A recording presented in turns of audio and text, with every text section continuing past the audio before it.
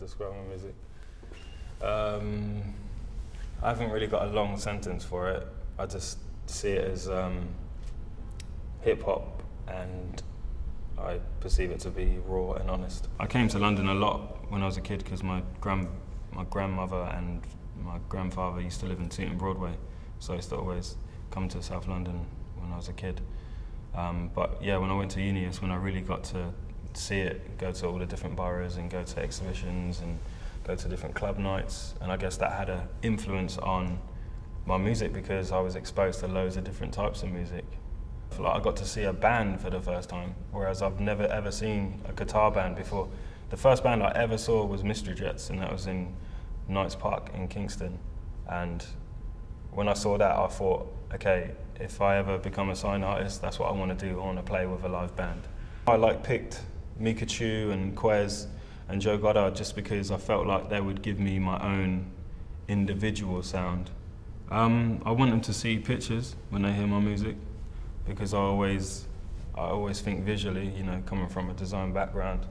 And also, you know, with some of the fun ideas like dreaming in colour or black or white, or, you know, writing a song about my childhood, like shapeshift from the perspective of a child and being able to turn into anything you want. I was always looking at ways I could turn these ideas on their head, basically, and how they could be represented visually. My mum thinks it's really weird. She didn't really get it at first, but seeing it live, she kind of understood where I was coming from. But my dad really likes it. I grew up in a household where we were always listening to contemporary music. You know, they used to be proper ravers, my parents, so yeah, it was good.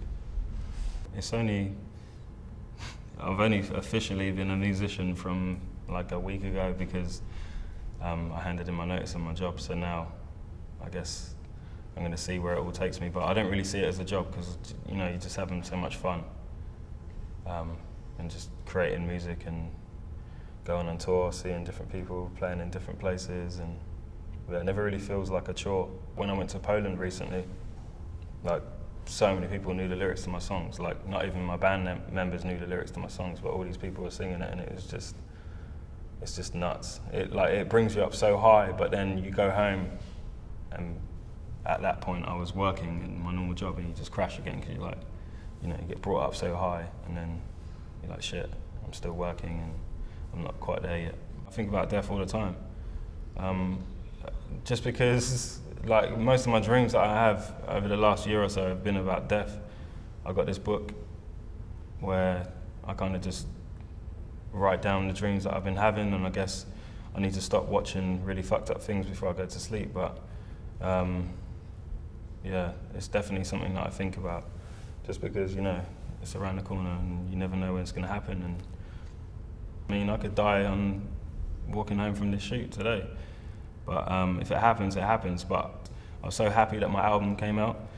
And like, if I died now, I'd be happy. Well, I wouldn't be happy to die, but at least I've got something where people will be able to remember me.